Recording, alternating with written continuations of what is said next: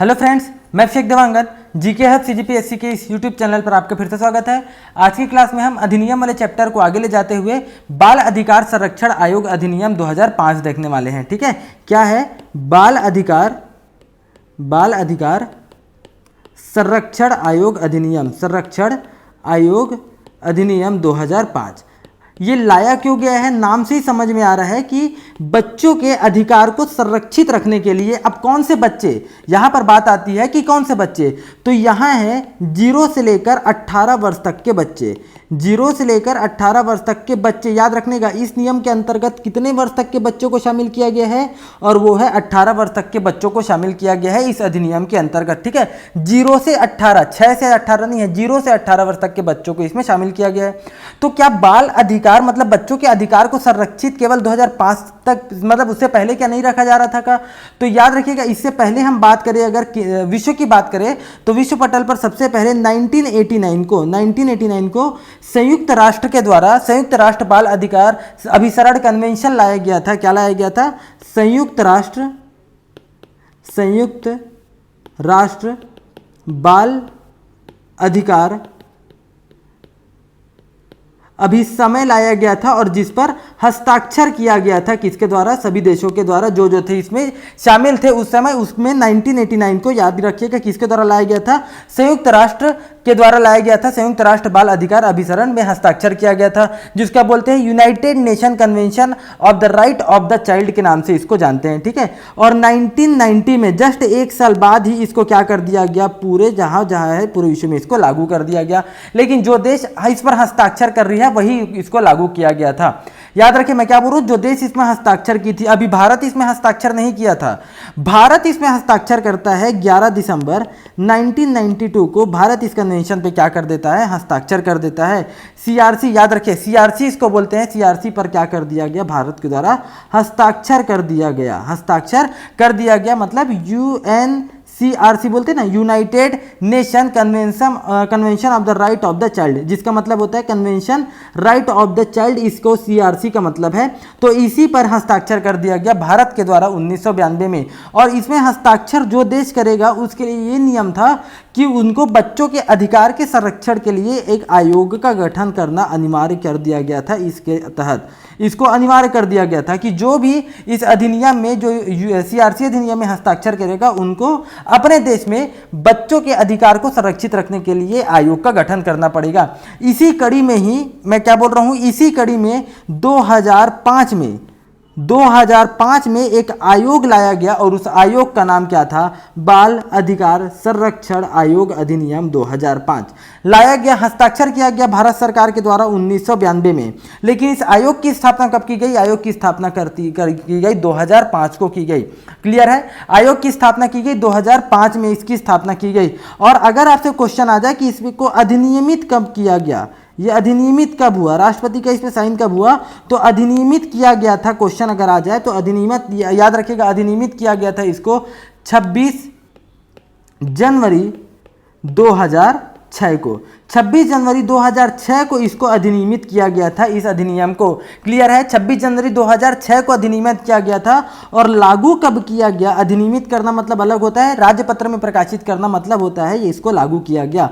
तो इसको लागू कब किया गया? तो इसको लागू किया गया था 15 फरवरी 2007 को। कई जगह आपको मिलेगा मार्च भी मिलेगा, लेकिन याद रखिएगा 15 फरवरी 2007 को इसको लागू किया गया। आया कब अधिनियम? 5 में। अधिनियमित कब हुआ? 6 में। लागू कब हुआ? 2007 में।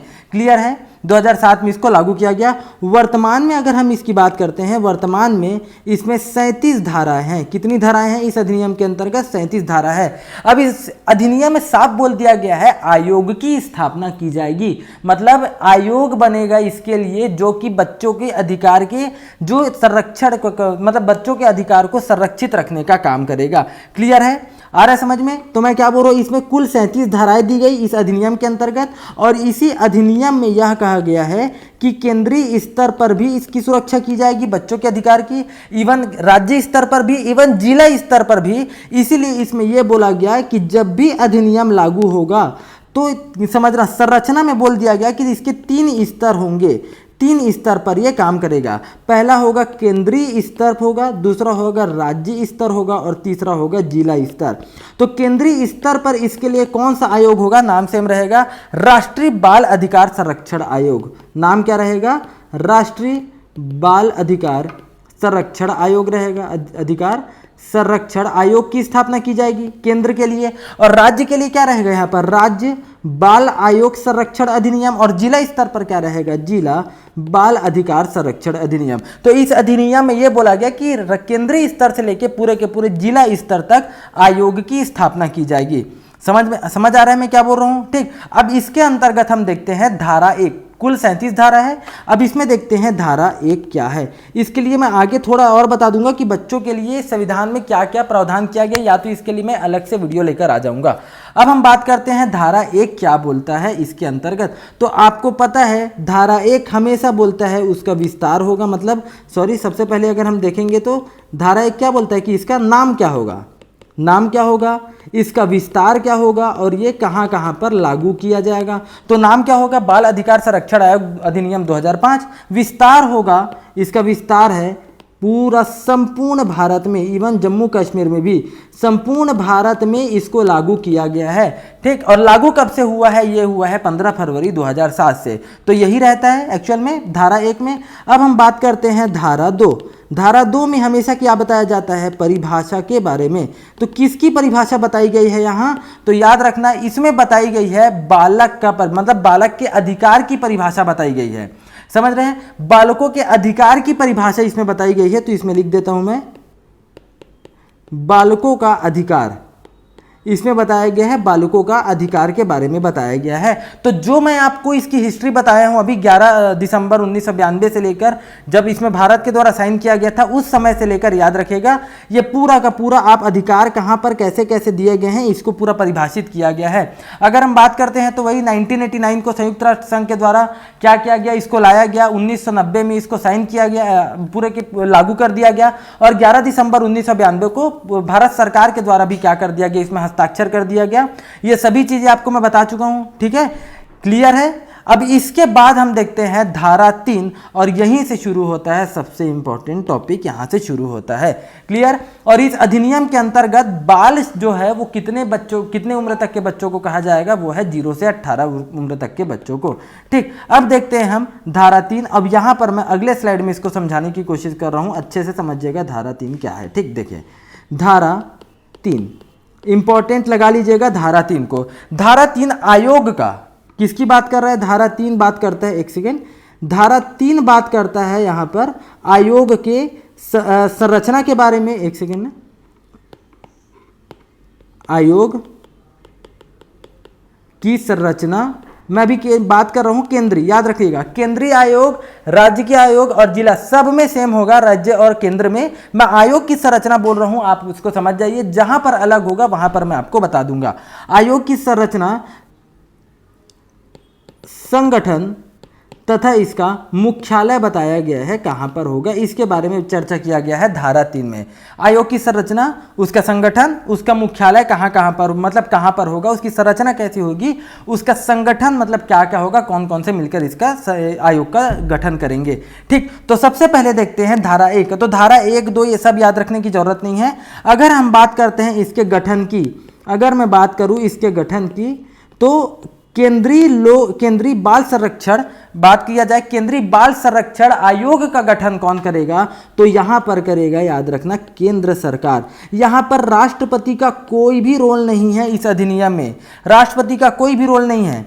जब भी मैं बात करूं केंद्रीय आयोग की तो यहां पर आ जाएगा केंद्र सरकार, और अगर राज्य की बात करूंगा तो लिख लीजिएगा, अगर राज्य के बाल संरक्षण आयोग का गठन कौन करेगा तो वो राज्य सरकार करेगा। क्लियर है? समझ रहे हैं? कौन गठन करेगा? राज्य सरकार के केंद्र सरकार के द्वारा किया जाएगा। हाँ, और इससे पहले आप समझ लीजिए, इससे पहले आपको एक और चीज बता दूं कि जो आप ये अधिनियम पढ़ रहे हैं इसको लाया गया था संसद में एक विधेयक लाया गया था, एक बिल लाया गया था। ठीक है, विधेयक लाया गया था, और विधेयक पास करके क्या बनाया गया था? कानून बनाया गया था। तो मैं आपको महिला आयोग में बता चुका हूं कि किसी को कोई भी अगर ऐसा बोल सकते हैं कानून जो ये अधिनियम जो एक्ट जो है वो संसद के कानून के माध्यम से, संसद में कानून के द्वारा बनाया गया है, उसको आप क्या बोलते हैं, याद रखना मैं क्या बोल रहा हूँ, उसको आप संवैधानिक बोला जाता है, उसको संवैधानिक संस्था बोलते हैं, संवैधानिक संस्था कहा जाता है, ना कि संवैधानिक। आप महिला आयोग में आप पूरा का पूरा डिटेल उसको देख सकते हैं। तो चूंकि ये जो आयोग है बाल संरक्षण आयोग, ये संविधान में इसका कहीं भी उल्लेख नहीं है, इसको संसद के द्वारा बिल लाकर एक एक्ट बनाया गया, एक कानून लाकर बनाया गया, इसीलिए एक संवैधानिक संस्था है ना, इसीलिए एक संवैधानिक संस्था है, ना कि संवैधानिक संस्था। क्लियर है? ये बातें मैं आपको उस समय बता चुका था कि डिटेल में क्या है इसके बारे में। ठीक है, तो देखिए, ठीक, अब देखते हैं केंद्र सरकार करेगी इसका गठन। अब हम देखते हैं इसकी संरचना कैसे होगी। इसकी संरचना के बारे में अगर हम बात करते हैं तो संरचना बहुत आसान है। देखिएगा संरचना इसके कैसे होगी। संरचना में सबसे पहले अगर मैं बात करूं तो इसमें कुल 7 सदस्य होंगे। कुल की बात करूं, कुल 7 सदस्य होंगे। अब इसमें कुल 7 सदस्य में एक अध्यक्ष, इस आयोग में केंद्र और राज्य दोनों के लिए सेम है, एक अध्यक्ष प्लस 6 अन्य सदस्य होंगे, प्लस 6 अन्य सदस्य होंगे। समझ रहे हैं? एक अध्यक्ष प्लस 6 अन्य सदस्य होंगे। अब इन 6 अन्य सदस्यों में कम से कम 2 महिला सदस्य होना अनिवार्य है। महिला सदस्य होना अनिवार्य है। 6 के 6 हो सकते हैं महिला, लेकिन कम से कम 2 तो रखना अनिवार्य है इन 6 में। और अध्यक्ष महिला या पुरुष कोई भी हो सकते हैं। क्लियर है? समझ रहे हैं? तो एक अध्यक्ष प्लस 6 अन्य सदस्य होने चाहिए। अगर हम इसकी योग्यता के बारे में बात करें कि इनकी योग्यता क्या होनी चाहिए, अध्यक्ष बनने की क्या योग्यता होनी चाहिए और इसके सदस्य बनने की क्या योग्यता होनी चाहिए, तो इस कानून में कहीं नहीं लिखा है कि इसके लिए क्या योग्यता होनी चाहिए, बट ऐसा कहा जाता है कि अध्यक्ष बनने के लिए बाल कल्याण के लिए, जो बाल कल्याण का काम कर रहे हैं, बाल कल्याण हेतु वो उत्कृष्ट कार्य किया हो, उत्कृष्ट कार्य किए होंगे, उनको बनाया जाएगा अध्यक्ष। और जो सदस्य कौन होंगे, याद रखिएगा, सदस्य होंगे शिक्षा के क्षेत्र में, बाल कल्याण के क्षेत्र में, बाल समाज शास्त्र के क्षेत्र में, बाल समाज शास्त्र के क्षेत्र में, मनोविज्ञान के क्षेत्र में, मनोविज्ञान आदि के क्षेत्र में वो क्या किए हो, वो जानकारी रखते हो, वो क्या ख्याति प्राप्त किए हुए व्यक्ति हो, उनको क्या बनाया जाएगा, सदस्य बनाया जाएगा। समझ रहे हैं? तो अध्यक्ष बनने के लिए कोई स्पेसिफाई ऐसा नहीं है, लेकिन बाल कल्याण जो अच्छे से इसमें बाल कल्याण, बच्चों के कल्याण के लिए कुछ उत्कृष्ट काम किए होंगे, उनको इसका अध्यक्ष बनाया जाएगा। आ रहा है समझ में? ठीक, ये तो रहा इसके, किसकी बात कर रहे हैं, संरचना। तो संरचना में कितने लोग होते हैं, कुल 7 सदस्य, जिसमें से एक अध्यक्ष और 6 अन्य सदस्य। 6 में से कम 2 महिला होना अनिवार्य है। इसका मुख्यालय अगर हम बात करें, अब तीसरी बात करते हैं मुख्यालय। तो मुख्यालय इसका कहां पर है, याद रखिएगा, इसका मुख्यालय है नई दिल्ली में। इसका मुख्यालय कहां पर हो, नई दिल्ली में। अगर आप छत्तीसगढ़ की बात करें तो इसका मुख्यालय कहां पर होगा, कमेंट करके बताइए। छत्तीसगढ़ की बात करें तो राज्य बाल संरक्षण आयोग का मुख्यालय कहां पर होगा, केंद्र का कहां पर है, नई दिल्ली में है, राज्य का आपको कमेंट करके बताना है। क्लियर है? बड़ा आसान है। अब इसके समझते हैं कि अध्यक्ष, देखिए इसकी संरचना को थोड़ा सा और अच्छे से समझिए। अगर मैं इसकी बात करूं, संरचना में यहाँ कितने सदस्य होंगे, पहली बात है एक अध्यक्ष होगा, एक अध्यक्ष है और 6 क्या है, सदस्य हैं। एक अध्यक्ष और 6 सदस्य, और इन 6 सदस्य में कम से कम कितने सदस्य महिला होंगे, 2 महिला सदस्य होना अनिवार्य है, 2 महिला सदस्य होना अनिवार्य है। अब ये जो अध्यक्ष बने हैं, इनको चुनने के लिए, समझना मैं क्या बोल रहा हूँ, पहली बात इसको समझिए, जो 6 सदस्य है इसको केंद्र सरकार, केंद्र की बात कर रहे हैं आयोग की, तो केंद्र सरकार आ जाएगा। केंद्र सरकार, याद रखिए, इसको नियुक्ति जो है केंद्र सरकार द्वारा किया जाएगा, द्वारा नियुक्त। किसी के परामर्श की जरूरत नहीं है, केंद्र सरकार चाहे तो किसी को भी 6 व्यक्ति को इसमें नियुक्त कर सकता है, लेकिन अध्यक्ष को केंद्र सरकार अपने से नहीं कर सकता। तो अध्यक्ष को चुनने के लिए एक कि किसको अध्यक्ष होना चाहिए नहीं होना चाहिए, इसके लिए एक चयन समिति का गठन किया जाता है, एक चयन समिति का गठन किया जाता है। और यही चयन समिति के बातों के आधार पर ही, इन्हीं के परामर्श से ही केंद्र सरकार अध्यक्ष की नियुक्ति करती है। समझ रहे हैं मैं क्या बोल रहा हूँ कि इसकी नियुक्ति के मतलब इसके लिए एक चयन समिति का गठन किया जाएगा केंद्र सरकार के द्वारा। अब इन चयन समिति में भी कितने सदस्य होंगे? 3 सदस्य होंगे। एक अध्यक्ष होंगे इस चयन समिति में भी और 2 सदस्य होंगे। एक अध्यक्ष और 2 सदस्य होंगे। समझ रहे हैं? अब इन 2 सदस्यों की नियुक्ति केंद्र सरकार करेगी। अब इन 2 सदस्यों की नियुक्ति भी केंद्र सरकार करेगी। अब यहाँ बात आती है इसका अध्यक्ष कौन होगा? इनका अध्यक्ष होगा जो महिला एवं बाल विकास विभाग के जो मंत्री हैं, मंत्री उसके पदेन सदस्य अध्यक्ष होंगे। अब पदेन मतलब क्या होता है? बाय डिफॉल्ट जैसे आप बात करते हैं कि भारत का उपराष्ट्रपति पदेन सभापति होगा किसका? राज्यसभा का। मतलब जो भी उपराष्ट्रपति बनेगा वो बाय डिफॉल्ट ऑटोमेटिक ही राज्यसभा का क्या हो जाएगा? सभापति हो जाएगा। सेम यहाँ पर जो भी महिला एवं बाल विकास का मंत्री बनेगा, जो भी उसके मंत्री होंगे वो ऑटोमेटिक ही स्वतः ही इस चयन समिति के अध्यक्ष हो जाएंगे। अब इन चयन समिति का जो अध्यक्ष है, जो मंत्री है और जो 2 सदस्य हैं, ये इनकी सिफारिश पर ये क्या करते हैं? सलाह देते हैं। इनके आधार पर, चयन समिति के आधार पर ये क्या करते हैं? रिपोर्ट फिर किसको देंगे कि किसको अध्यक्ष बनाना चाहिए? केंद्र सरकार को देंगे। अब केंद्र सरकार के द्वारा क्या किया जाता है? इनके रिपोर्ट के आधार पर अध्यक्ष की नियुक्ति की जाती है। अब क्वेश्चन आया कि इनके अध्यक्ष की नियुक्ति कौन करता है? तब आप चयन समिति मत लगा देना। अध्यक्ष की नियुक्ति केंद्र सरकार ही कर रही है, लेकिन चयन समिति की सिफारिश पर करती है। क्लियर है? आ रहा है समझ में? तो ये तो रहा है। देखिए, तो 6 सदस्यों की नियुक्ति तो कौन करेगा? ऑटोमेटिक केंद्र सरकार। और इसके भी 2 सदस्यों की नियुक्ति कौन करेंगे? केंद्र सरकार के द्वारा किया जाएगा। क्लियर है? ये तो रहा इसके बारे में थोड़ा सा डिटेल। अब हम इसके आगे देखते हैं कि आगे इसके धारा 4 में क्या कहा गया है इसको। तो देखिए, धारा 4 अगर आप बात करते हैं तो उतना इंपॉर्टेंट नहीं है, क्योंकि धारा 4 बताता है कि इसके लिए जो भी प्रक्रिया होगी, जो भी सिफारिश की जाएगी, जो अभी आपको बताया सिफारिश किसके द्वारा किया जाएगा? चयन समिति के द्वारा। इन सभी को बताया गया है आपके धारा 4 में। तो धारा 4 उतना इंपॉर्टेंट नहीं है। अब हम देखते हैं धारा 5। धारा 5 इंपॉर्टेंट है। धारा 5 बोलता है उनका कार्यकाल। जो भी अध्यक्ष है और सदस्य हैं उनके कार्यकाल के बारे में बताया गया है। तो दो लोग हैं यहाँ पर मेनली। पहला है अध्यक्ष है। अगर हम बात करें इस आयोग में तो एक अध्यक्ष होंगे और 6 सदस्य होंगे। तो अध्यक्ष और सदस्यों का कार्यकाल अलग अलग होगा। अध्यक्ष का कार्यकाल अगर पूछ दिया जाए कितना होगा तो 3 वर्ष होगा या 65 वर्ष। ठीक है, 3 वर्ष अगर उसको काम करते हो गया हो तो, और अगर उसकी एज क्या होगी? 65 वर्ष। तो दोनों में से कोई भी पहले हो, ये इसके लिए क्या होगा? इनकी कार्यकाल होगा। सदस्य के लिए देखा जाए तो इनका होगा 3 वर्ष और ये 65 नहीं है, ये हो जाएगा 60 वर्ष। सेम याद रखिए, केंद्रीय बाल संरक्षण आयोग की बात कर रहा हूं और राज्य के बाल संरक्षण आयोग, सेम मैं बोल रहा हूं, सबके लिए यहां पर सेम होगा। ठीक है, अध्यक्ष के लिए 3 वर्ष और 65 साल और सदस्य के लिए 3 वर्ष या 60 साल।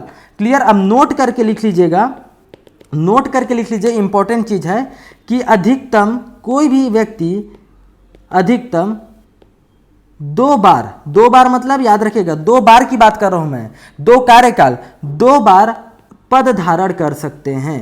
2 बार पद धारण कर सकते हैं। 2 बार के बाद वो पद धारण नहीं कर सकते। समझ रहे हैं? 2 बार के बाद वो पद धारण नहीं कर सकते। क्लियर है? और अगर किसी व्यक्ति को त्यागपत्र देना होगा, अगर किसी व्यक्ति को जो सदस्य हैं या अध्यक्ष है उसको त्यागपत्र देना होगा तो किनको देंगे? तो याद रखिए, चूंकि इसका जो गठन है वो केंद्र सरकार करती है, इसीलिए ये अपना त्यागपत्र केंद्र सरकार को ही देंगे। केंद्र सरकार को दिया जाएगा। केंद्र सरकार को इनका त्यागपत्र दिया जाएगा। क्लियर है? तो समझ रहे हैं, गठन भी केंद्र सरकार और त्यागपत्र भी केंद्र सरकार को ही दिया जाएगा। और जब भी इसको त्यागपत्र दिया जाएगा, जैसे एग्जाम्पल की बात कर रहे हैं, जो अध्यक्ष है या मान लीजिए जो सदस्य हैं, ये त्यागपत्र दे दिए तो इनका क्या हो गया? पद जो है वो समाप्त हो गया। मतलब एक खाली, वहां पर खाली पद आ गया, उनके पद को भरना पड़ेगा। तो याद रखना, जिस दिन से पद जो है वो जो पोस्ट है वो खाली होता है, उसके 90 दिनों के भीतर, कितना? 90 दिनों के भीतर उस पोस्ट को भरना अनिवार्य है। कितने दिनों के भीतर? 90 दिनों के भीतर लगा लीजिए, इंपॉर्टेंट है। पद खाली होने के 90 दिनों के भीतर उसको भरना अनिवार्य है। समझ रहे हैं? इंपॉर्टेंट है, लगा लीजिएगा।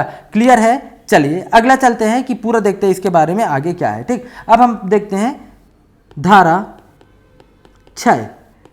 जो अध्यक्ष है और जो सदस्य है उसके वेतन व भत्ते, वेतन व भत्ते। तो जो केंद्रीय जो अध्यक्ष है, जो भी है केंद्र बाल संरक्षण आयोग के जो अध्यक्ष है और सदस्य है, उनको वेतन कहाँ से मिलेगा? केंद्र सरकार की संचित निधि से। और अगर हम राज्य की बात करेंगे तो राज्य की संचित निधि से मिलेगा। ठीक है, तो अगर इसके वेतन की बात करें तो वेतन अगर केंद्र में बात करें तो कौन निर्धारित करेगा? केंद्र सरकार। और अगर राज्य की बात करें तो राज्य में कौन करता है? इनका वेतन का निर्धारण राज्य सरकार करता है। ठीक, और तब तक इनके, जब तक ये पद पर बने हुए हैं, इनके कोई भी प्रकार के इनके वेतन पर अलाभकारी परिवर्तन नहीं किया जा सकता। मतलब नियुक्ति के बाद अलाभकारी परिवर्तन नहीं किया जा सकता, अलाभकारी परिवर्तन नहीं किया जाएगा। अलाभकारी परिवर्तन नहीं का मतलब क्या होगा कि मान लीजिए उनकी सैलरी, एग्जांपल की बात है 1 लाख है, 1 लाख है, तो ऐसा नहीं कि उनको 90,000 कर देंगे। आप बढ़ाओ मत, ये चल जाएगा, लेकिन कम भी नहीं करना है। हाँ, जब इमरजेंसी लग जाए वो बात की बात है, वो अलग चीज़ होता है। समझ आ रहा है? ये तो रहा उनके धारा 6 के बारे में कि वेतन और भत्ते कौन देंगे। सभी चीज़ मैं बोल रहा हूँ, याद रखिए, यहाँ पर प्रेसिडेंट या राज्यपाल गवर्नर का यहाँ पर जिक्र ही नहीं होगा। हर जगह आपको या तो केंद्र सरकार, केंद्र की बात करें तो राज्य की बात करें तो राज्य सरकार ही लगाना है। अब हम बात करते हैं धारा 7। धारा 7 बोलता है पद से हटाना, पद से हटाना। ठीक है, पद से कैसे हटाया जाएगा? अध्यक्ष को भी और उसके सदस्यों को भी। ठीक, तो पद से कौन हटाएंगे? अगर केंद्र की बात करते हैं तो केंद्र सरकार हटाएगा। जितना आप पढ़ते होंगे उसमें राष्ट्रपति रहता है ना, याद रखिए, इसमें नहीं है। पद से कौन हटाएगा? अगर केंद्रीय बाल संरक्षण आयोग की बात करें अध्यक्ष और सदस्य की, तो उसको केंद्र सरकार, और अगर राज्य की बात करते हैं तो राज्य सरकार के द्वारा हटाया जाएगा। क्लियर है? आ रहा है समझ में? बहुत इंपॉर्टेंट है। केंद्र सरकार एक आदेश बस जारी कर देगी और राज्य सरकार की बात करें तो एक आदेश जारी कर देगी, आदेश के साथ इनको हटा दिया जाएगा। अब हटाने का आधार क्या होगा? हटाने का आधार क्या होगा? भाई कुछ तो आधार दिया जाएगा कि क्या ऐसी थोड़ी ना किसी को भी हटा दोगे। तो पहला है साबित कदाचार। साबित कदाचार, कदाचार साबित हुआ होगा तब उनको हटाया जाएगा, याद रखिएगा, साबित हुआ होगा तो। दूसरा शारीरिक असमर्थता, मतलब वो शारीरिक रूप से असमर्थ हो काम करने के लिए। तीसरा दिवालिया होने पर, तीसरा कब हटाया जाएगा? दिवालिया होने पर। चौथा हटाया जाएगा अगर वो अपने पद पे रहते हुए कहीं से और लाभ ले रहे हो, याद रखिएगा, अन्य, ऐसा लिख लीजिएगा, अन्यत्र पद नियोजन पर, मतलब कहीं और अगर काम कर रहे होंगे और वहां पर लाभ ले रहे होंगे, ऐसी स्थिति में उनको हटा दिया जाएगा। और पांचवा और सबसे ज्यादा इंपॉर्टेंट पांचवा क्या बोलता है कि अगर वो व्यक्ति या जो सदस्य है या अध्यक्ष है लगातार, मैं क्या शब्द यूज किया हूं? लगातार। ठीक, लगातार 3 बैठकों में अनुपस्थित हो। कभी कभी ऐसा नहीं कि 2 बार आया और 1 बार नहीं आया फिर अगले बार आ जाए, ऐसा नहीं। अगर वो कंटिन्यू 3 अगर बैठक में अगर अनुपस्थित है, ऐसी स्थिति में उसको पद से हटा दिया जाएगा केंद्र सरकार के द्वारा, और अगर राज्य है तो राज्य सरकार के द्वारा। क्लियर है? लगातार 3 बैठकों में अनुपस्थित रहने पर उनको उससे पद से हटा दिया जाएगा। ये रहा इसके बारे में कुछ आपको जो बताने का था। अगर आपसे इसका कार्य पूछ दिया जाए कि इसके कार्य क्या होंगे, अगर आपसे बोल दिया जाए कि इस आयोग का कार्य क्या होगा, तो कई सारे इसके कार्य हो सकते हैं। अगर हम देखें तो जैसे एक एग्जाम्पल की बात करते हैं, अगर मान लीजिए इसका कार्य पूछ दिया जाए को क्या होगा या इसके क्या क्या कर्तव्य हैं इसके, तो आप समझ लीजिए, मैं बोलते जा रहा हूँ, मैं इसको एक कार्य को टेलीग्राम चैनल में डाल दूंगा, आप उसको देख लीजिएगा। पहला बोल सकते हैं बाल अधिकारों के प्रति क्या करना, जागरूकता बढ़ाना, किशोर संरक्षण या बच्चों के लिए बनाए गए जो संस्थानों के निरीक्षण करना, जो भी किशोरों को हम रख रहे हैं जहां जहां पर उनका संरक्षण कर रहे हैं, वैसे स्थानों के वैसे संस्थानों को क्या करना, निरीक्षण करना, और क्या करना, उसको बार बार जाके सुझाव देना कि इसके लिए अच्छे से बेहतर कार्य करे। ये सब कार्य किसका है? आयोग का ही तो है ना, समझ रहे हैं ना। बच्चों को आतंकवाद, सांप्रदायिक हिंसा, घरेलू हिंसा, वेश्यावृत्ति आदि से बचाने में कदम उठाना, ये सभी आप पढ़ेंगे तो आपको ऑटोमेटिक समझ में आ जाएगा कि इस आयोग के क्या क्या कर्तव्य, क्या क्या कार्य होने चाहिए। समझ रहे हैं? क्लियर है? अब चलिए अगला देखते हैं। इसके तहत अगर हम बात करें कि रिपोर्ट किसको दिया जाएगा, रिपोर्ट अगर एक मिनट ऐसे लिख देता हूं, केंद्रीय आयोग, केंद्रीय बाल संरक्षण आयोग, आप समझ लीजिएगा, मैं यहां पर केंद्रीय आयोग लिख रहा हूं, यहां पर राज्य आयोग लिख रहा हूं, आप उसको समझ जाइएगा। ये अपनी रिपोर्ट किसको देंगे? ये अपनी रिपोर्ट देंगे केंद्र सरकार को, मैं फिर से बोल रहा हूँ, राष्ट्रपति का कोई रोल नहीं और यहाँ पर राज्यपाल का कोई रोल नहीं, यहाँ पर किसको दिया जाएगा, राज्य सरकार को अपना क्या देंगे, वार्षिक रिपोर्ट दिया जाएगा कि इनके द्वारा एक साल में आयोग के द्वारा क्या क्या कदम उठाया गया है। क्लियर है। अब ये केंद्र सरकार इनकी रिपोर्ट को कहाँ रखेंगे, ये रखते हैं संसद के समक्ष रखते हैं, संसद के समक्ष रखा जाएगा रिपोर्ट को। और इनको किसके रखा जाएगा, विधानमंडल, जहाँ पर विधान सभा है वहाँ पर विधानसभा बस, तो वहाँ पर विधान मंडल के समक्ष इसके रिपोर्ट को रखा जाएगा। क्लियर है, आ रहा है समझ में। तो ये तो रहा इनकी रिपोर्ट के लिए ये कहाँ कहाँ पर ये रिपोर्ट अपना देंगे, तो रिपोर्ट देंगे केंद्र सरकार को, राज्य की बात रही तो राज्य सरकार को। क्लियर है। अब आप देखिएगा, नोट करके लिखिएगा, मैं आपको बताया था कि इस आयोग में, केंद्र की अगर मैं बात करूं, आयोग में क्या होंगे, सब समझिएगा, एक अध्यक्ष होगा प्लस 6 अन्य सदस्य होंगे और इसके लिए जो प्रशासनिक व्यक्ति होगा वो उसको क्या बनाया जाएगा, सचिव। इसके लिए एक सचिव की भी तो नियुक्ति की जाएगी ना, इसके लिए एक सचिव भी होंगे। तो सचिव तो हमेशा सरकारी आदमी होगा, याद रखिएगा। तो जो सचिव होंगे वो भारत सरकार के, इस आयोग के जो सचिव होंगे, केंद्र की बात कर रहा हूँ, भारत सरकार के संयुक्त, इंपॉर्टेंट है, संयुक्त या अतिरिक्त सचिव के स्तर का व्यक्ति होगा, उन्हीं को ही क्या बनाया जाएगा, इसका सचिव बनाया जाएगा। समझ रहे हैं। जो भारत सरकार के संयुक्त या अतिरिक्त सचिव के स्तर के अगर कोई सेक्रेटरी है, उन्हीं को ही इस आयोग का सेक्रेटरी बनाया जाएगा, सचिव बनाया जाएगा। क्लियर है, लिख लीजिए। और इस आयोग को सिविल न्यायालय, इस आयोग को सिविल न्यायालय की शक्तियां प्राप्त है, इस आयोग को सिविल न्यायालय की शक्तियां प्राप्त है। लिख लीजिए, इंपॉर्टेंट है, सिविल न्यायालय की शक्तियां प्राप्त है मतलब ये सुन सकते हैं बातों को, सब चीज़ कर सकते हैं, गवाह पेश करने के लिए बोल सकते हैं, हर काम कर सकते हैं न्यायालय। ये जो न्यायालय करता है, सिविल न्यायालय कभी भी दंड देने का प्रावधान नहीं करता, मतलब ये दंड नहीं दे सकता। ये बोल भले ही सकता है, सब चीज़ को चेक कर सकते हैं, लेकिन सिविल न्यायालय दंड नहीं देगा। मतलब ये आयोग दंड देने का काम नहीं करेगी, केवल जांचने का, परखने का, सबूत को, ये सब चीज़ को देखने का काम करेगी। क्लियर है। ये तो रहा इसके बारे में कुछ जो अधिनियम के बारे में, आयोग के बारे में आपको जो समझना था। देखेगा राज्य के लिए क्या होगा, सभी चीजें केंद्र के लिए जो बताया वो राज्य के लिए भी सेम है। राज्य में अगर बात आ जाए तो इंपॉर्टेंट लगाइएगा, मोस्ट इंपॉर्टेंट, यही से क्वेश्चन बना था पहले बार। अब देखिए राज्य के लिए क्या बोला गया है, धारा 25 में बोला गया है, राज्य के लिए धारा 25 में। अब देखिए धारा मत कीजिए, कितना ही धारा आप याद कर लोगे इसके लिए, है ना, तो उतना धारा याद करने की जरूरत नहीं। जैसे अब राज्य के लिए राज्य बाल संरक्षण आयोग का जो गठन किया जाएगा वो धारा 17 में बोला गया है। धारा 21 में बोला गया है सचिव की नियुक्ति की जाएगी, जो अभी बताया राज्य केंद्र सरकार के लिए, वैसे यहाँ पर भी सचिव की नियुक्ति की जाएगी राज्य सरकार के द्वारा। राज्य बाल संरक्षण आयोग में जो धारा 21 में बोला गया, कितना ही करोगे, छोड़ो, यहाँ इंपॉर्टेंट है धारा 25। धारा 25 बोलता है राज्य सरकार किसकी नियुक्ति करेगी, राज्य सरकार बालक न्यायालय का गठन करेगी, बालक न्यायालय का गठन करेगी। कौन, राज्य सरकार बालक न्यायालय का गठन करेगी। इंपॉर्टेंट लगा लीजिए, बालक न्यायालय का गठन किसके द्वारा किया जाएगा, राज्य सरकार के द्वारा किया जाएगा। और वो भी कहां पर, प्रत्येक जिलों में किया जाएगा। प्रत्येक जिलों में राज्य सरकार क्या करेगी, बालक न्यायालय का गठन करेगी। लेकिन किसके सलाह पर, अब यहां पर बात आती है, न्यायालय है तो किसके सलाह पर, तो याद रखिएगा हाई कोर्ट, संबंधित राज्य के हाई कोर्ट के मुख्य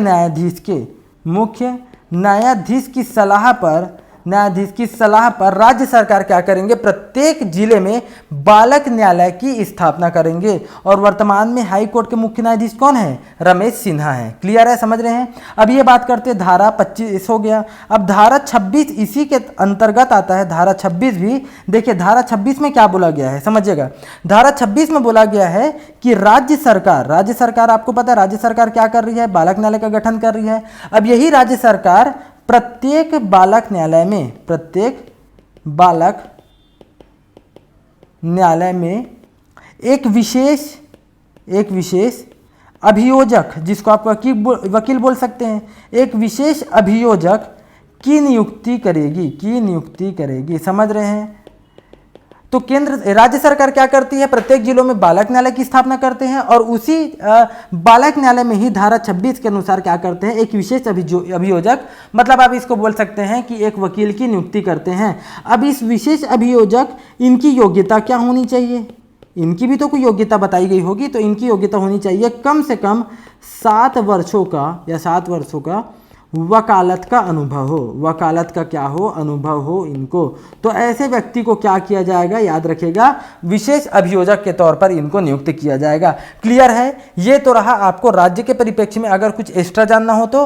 बाकी अगर आप बात करोगे धारा 35, तो धारा 35 है केंद्रीय स्तर पर या केंद्र के लिए जो है नियम बनाने की शक्ति केंद्र सरकार को दिया गया है, और धारा 36 है, धारा 36 बोला है राज्य सरकार को नियम बनाने की शक्ति है। तो केंद्र सरकार अपने अधिनियम के लिए नियम बनाने की शक्ति है और राज्य सरकार को भी इसके लिए नियम बनाने की शक्ति है। क्लियर, आ रहा समझ में, इंपॉर्टेंट चीज है। ठीक है, अगर मैं आपसे क्वेश्चन करूं, चलिए एक क्वेश्चन करता हूं कि जो बाल अधिकार संरक्षण आयोग है, बाल अधिकार जो संरक्षण आयोग है, ये कौन से गणतंत्र में लागू हुआ, कौन से गणतंत्र में लागू हुआ। अब आप इस क्वेश्चन को थोड़ा सा समझिएगा, सोचिएगा, गणतंत्र की बात हुआ है तो अगर मैं आपको ऑप्शन दे दूं, चले दे देता हूं, 50, 60, 70 या 80, बताइएगा आंसर इसका। 50, 60, 70वें या 80वें कौन से गणतंत्र में इसको लागू किया गया है। आ रहा है समझ में। अब कुछ इसके लिए एक आप समझ लो, फैक्ट याद रख लो, क्या पता आ जाए तो। अभी मैं क्या बोला, गठन की बात किया हूं, थोड़ा सा देख लीजिए। केंद्रीय आयोग मतलब केंद्रीय बाल संरक्षण आयोग, और यहां पर क्या बात कर रहे हैं हम लोग, राज्य आयोग, राज्य बाल संरक्षण आयोग। अगर क्वेश्चन आ जाए केंद्रीय आयोग की स्थापना, इसकी स्थापना और इसकी स्थापना, ठीक, तो इसकी स्थापना मैं आपको बता चुका हूं कब किया गया था, 15 फरवरी 2007 को स्थापना किया गया था, और राज्य बाल संरक्षण आयोग इसका स्थापना किया गया था 16 जून 2010 को। कब, 16 जून 2010 को, समझ रहे हैं, 16 जून 2010 को किया गया था। और अगर मैं बात करूं इसके अध्यक्ष, वर्तमान में इसके अध्यक्ष कौन है, वर्तमान में इसके अध्यक्ष कौन है, तो ये है तेज कुमार नेताम। कौन है, तेज कुमार नेताम इसके अध्यक्ष है। किसके, बाल संरक्षण आयोग के, राज्य के बाल संरक्षण आयोग के अध्यक्ष कौन है, तेज कुमार नेताम। और अगर केंद्रीय बाल संरक्षण आयोग के अध्यक्ष की बात की जाए तो इसके अध्यक्ष हैं प्रियंक कानूनगो।